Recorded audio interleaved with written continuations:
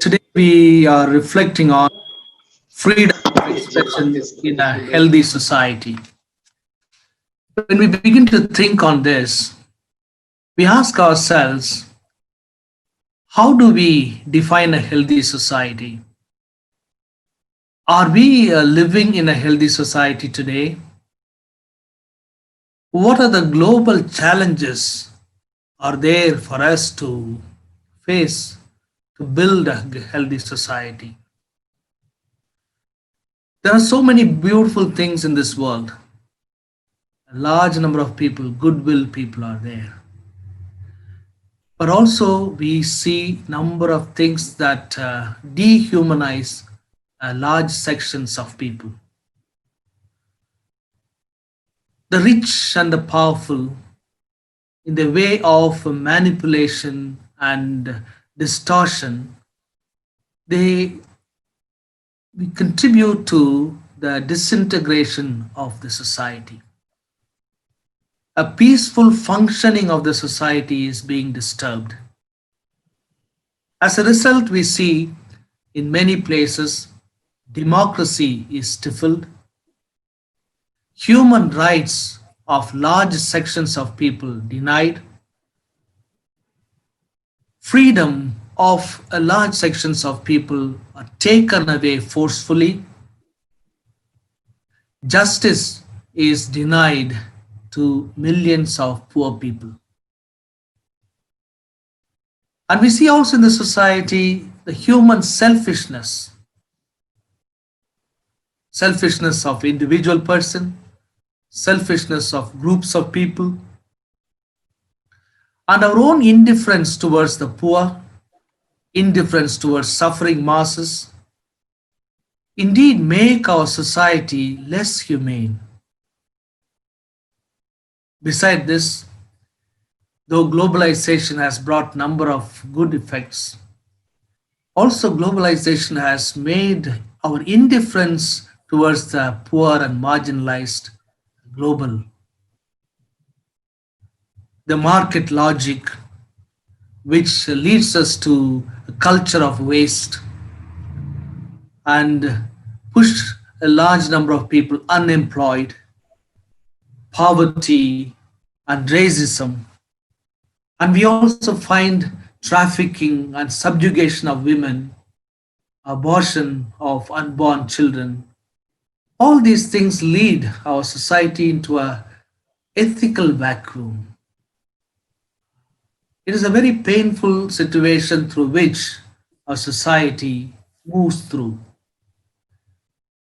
Also, the media, besides all its good contribution, also makes no contributes negatively to this situation.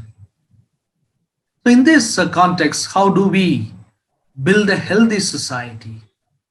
People of different faith traditions, people who do not belong to any faith tradition, people of all goodwill. How do we together we build up the society is an important question we need to face. All religions, all philosophies, indeed help us in very specific ways in which they give the foundation for a healthy society. The Bible teaches us that all human persons, all people, men, women, all people, all races, all over the world, are all created in the image and likeness of God. So that means we are all brothers and sisters to one another. And we are called to be good neighbors to one another, caring for the neighbor.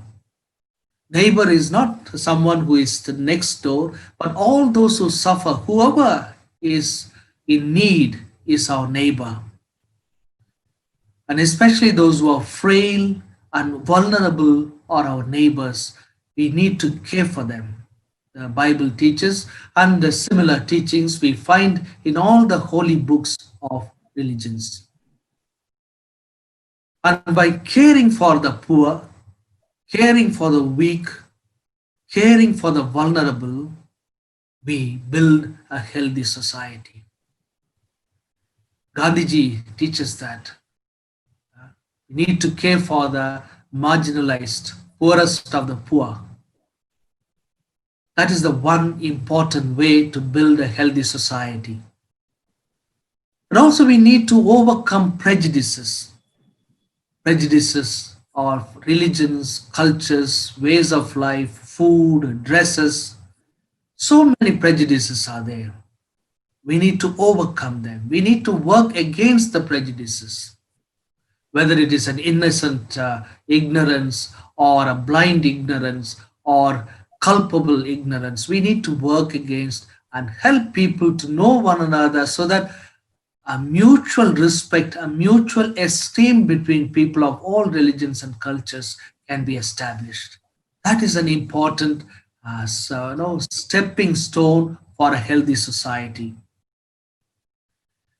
To remain a healthy society, we must include, integrate, and lift up people who are fallen, people who are marginalized, people who are suffering. That's how we build up a fraternal society where each one is living with dignity.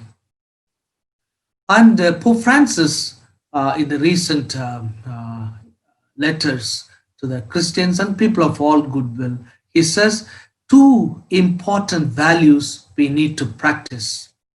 One is benevolence. Benevolence is truly wanting the good of the other. My neighbor, my brother, my sister should live a life of dignity, a goodwill towards the other. Truly wanting, not for the sake of media, not for the sake of saying, but truly from the heart, intending good for the other. And then, secondly, solidarity. Very important sacred word, solidarity. Solidarity is striving for justice and peace, striving for justice and human rights for all. And we do this by striving against poverty and inequality.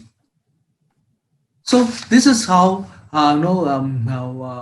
we work together for a healthy society. One of the component of keeping the society healthy is the freedom of speech, of freedom to express our thoughts in a genuine, in a humane way. That's where our discussion comes. It is said that no earlier speakers have emphasized 193 countries have signed the UN Charter, in which we promise to practice tolerance. Tolerance is a word today we need to go beyond tolerance. Tolerance is much lower grade. Beyond tolerance, we need to respect the other for who other is. Respect and esteem for the other, and to promote and encourage human rights and fundamental freedom for all. This freedom we have promised that includes freedom of thought, freedom of conscience, and freedom of religion and freedom of belief. So this is being sealed in 1948 Universal Declaration of Human Rights, then 1966 International Covenant on Civil and Political Rights, and once again in 1991 Declaration on the Elimination of all forms of intolerance and discrimination based on belief.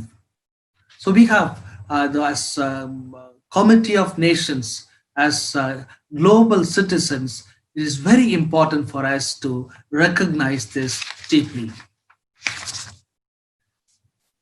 And religious freedom, as a Christian, I believe that it is based on the dignity of human person. Every human person has the freedom to search for truth for himself or herself and adhere to the truth. That is very important, and it's based on dignity. The human right, this freedom of religion is not simply given from an outside agency. It is believed that it is God given, it is inherent in the human person. We cannot think of a human person without the freedom of religion, freedom of conscience, the freedom to believe and to live a life worthy of God and worthy of nation and worthy of neighbors.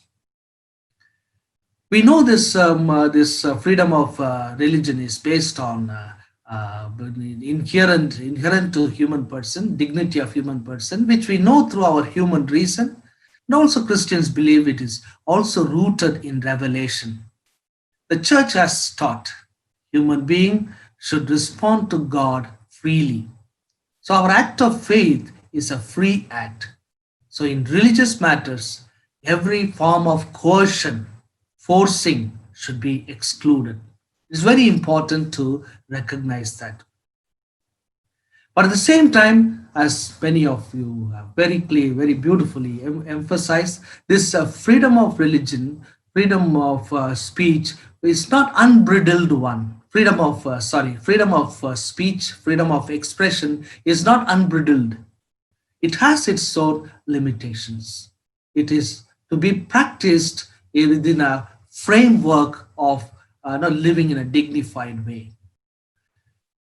Forcing, fraud, defamation, obscenity, lies, and violence. So my speech should not promote violence. I have no freedom to speak, to ignite violence, incite violence. So I cannot say that I have the freedom to speak whatever way I want to speak. If my speech is inciting violence, promoting violence, then there is something very seriously wrong with the way I practice the freedom of speech and expression. Similarly, obscenity, all these things are part of it.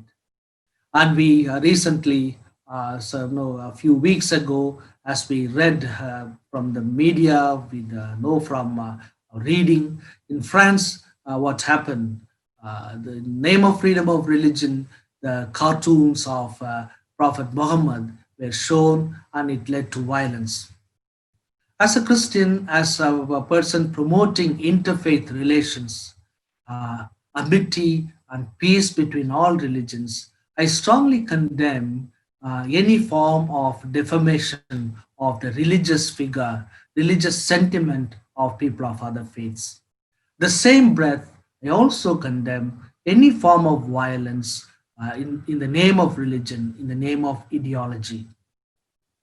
Very interesting to see in France, France prohibits any positive display of religion.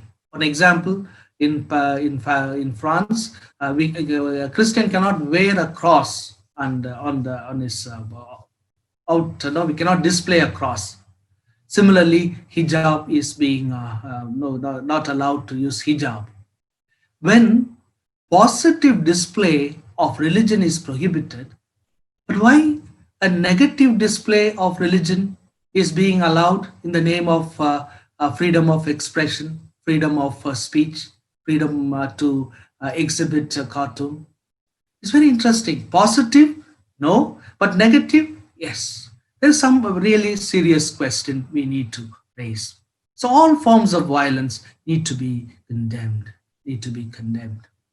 So Pope Francis, in this question with regard to uh, cartoons earlier in 2015, when he was flying from Colombo to Philippines on board on the plane in the news conference, he was asked to comment upon the, the, the controversy. He said we need to respect the sentiments of others. Then he gave an example. If somebody swear an abusive word about my mother, so he should be ready to receive a punch. To mean to say that one's freedom of expression ends with where his another person's nose begins. I cannot for no practice freedom of um, I have the freedom to punch. No. Others should not be hurt. So we need to be constantly, we need to clarify and build up a society with compassion, with respect, with esteem for all faiths, all followers of faiths, and people who do not follow any faith. So thank you for this opportunity, for me given the opportunity to share my thoughts with you. I'm deeply grateful to each one of you, dear brothers.